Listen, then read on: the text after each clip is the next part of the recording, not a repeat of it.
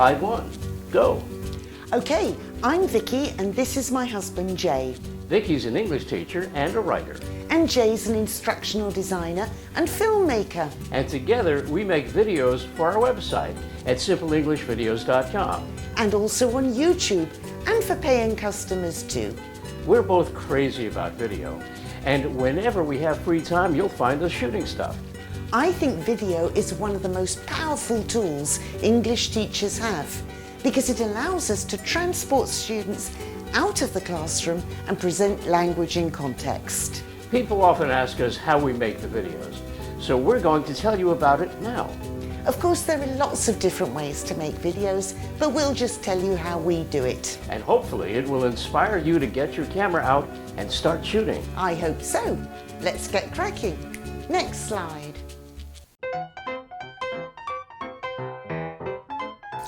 Our videos start with a script.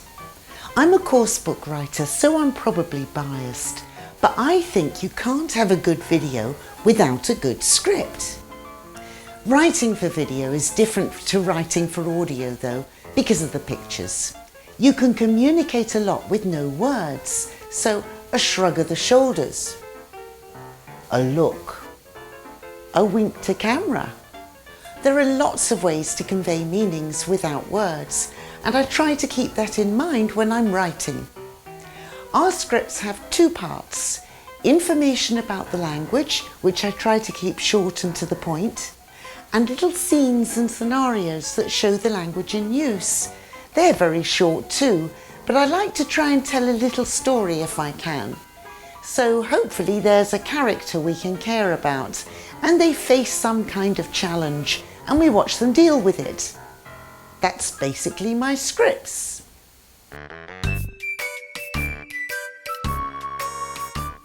This is our camera.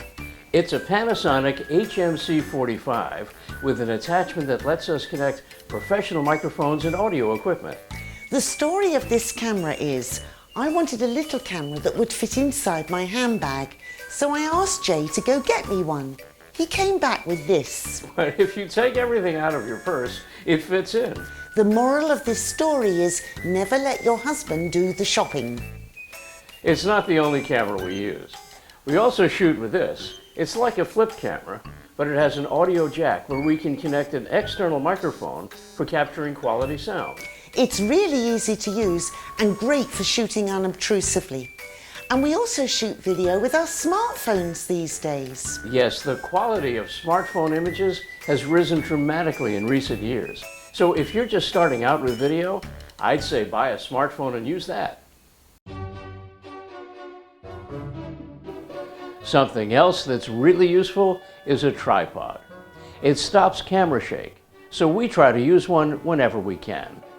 Now sometimes it's not possible, and if that's the case, try to put the camera on a table or something, or rest against something still so you can hold the camera steady.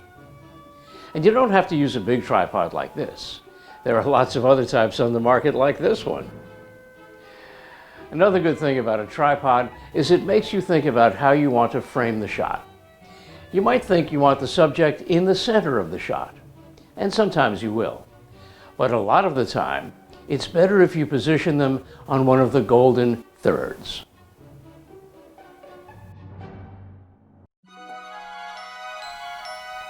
Bright lights generally make better pictures, so grab every light you can lay your hands on to brighten up your shots. Now, when you're looking at buying lights, you have to consider what's called color temperature.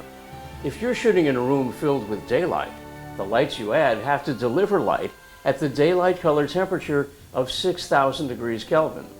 Those lights have a bluish cast.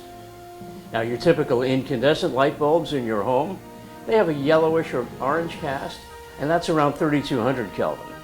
Fluorescent lights are in between at about 4,500, and they have a greenish cast. We've also used builders' work lights sometimes that we bought at the DIY store. Yeah, they were very cheap, but they don't give you very much control. We've now bought professional lights secondhand, and some LED soft lights too, with variable color temperature settings. Soft lights cut down on shadows. They're a great place to start.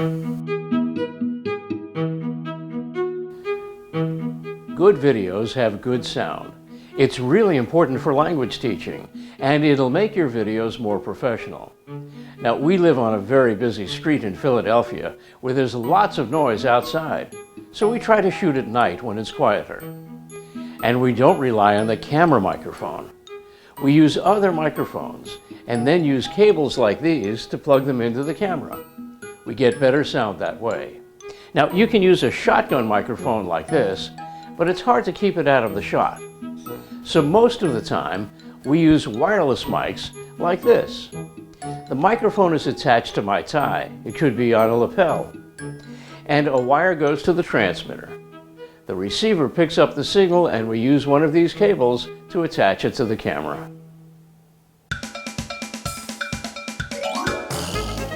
Now we come to the fun stuff, editing.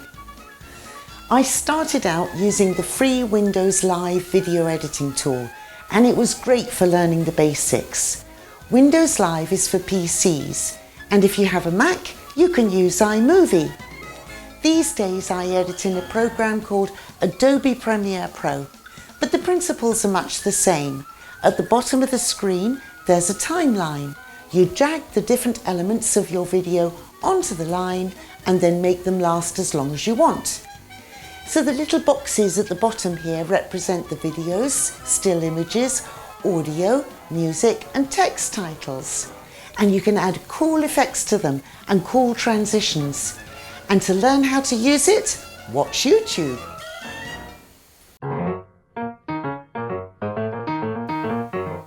But the really fun thing is the green screen. Yeah, we have a lot of fun with it. Our green screen is a bit of green cloth that we hang from a pole.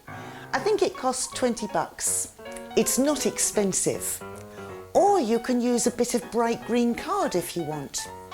People's skin is a much different color than the green screen. It's warmer. So we use a video effect like chroma key or ultra key to replace the green color with another background. It allows you to separate the subject from their background. And then you can replace the background with whatever you want, a still image or video. You can let your imagination run wild and position yourself anywhere you want. Let's show them how it works. Yeah, next slide. Okay, so here we are in our living room messing around on the green screen. But we can crop the shot, remove the background, add some sound effects and put ourselves somewhere else. Let's go to Egypt. Press the button and show them how it works. Okay.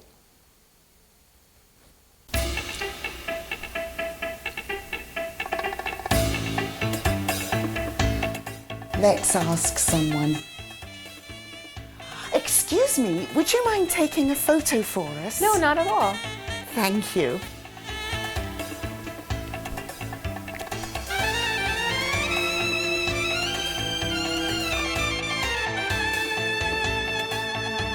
No, not at all.